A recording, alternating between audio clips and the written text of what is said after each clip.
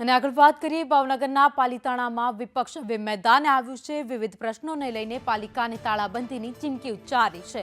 વિપક્ષ નેતા શહેર કોંગ્રેસ પ્રમુખે આ ચીમકી ઉચ્ચારી છે। ગંદકી અને બિસ્માર રોડ રસ્તા, દૂષિત પાણીની સમસ્યા હજુ પણ યથાવત છે। ઠેર ઠેર ખાડાઓ સહિત વિવિધ કામગીરી કરવા માંગ કરાઈ છે। 7 દિવસમાં પાલિકા યોગ્ય કામગીરી કરે, કામગીરી નહીં થાય તો કચેરીનો ઘેરાવ કરાશે અને વિરોધ કરવામાં આવશે।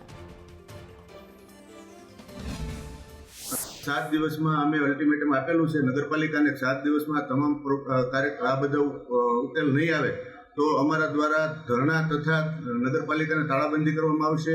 જેમાં હું સમગ્ર ગ્રામવાસીઓને ખાસ આહવાન કરું છું કે આ ભ્રષ્ટ તંત્ર જ્યાં સુધી તમે રોડ ઉપર નહીં આવો ત્યાં સુધી સુધરશે નહીં। તો આવો, જો આ કામ ચાલુ ન થાય તો આવો સૌ સાથે મળી અને આ તંત્ર સુધારવા માટેનો એક પ્રયાસ સફળ કરીએ।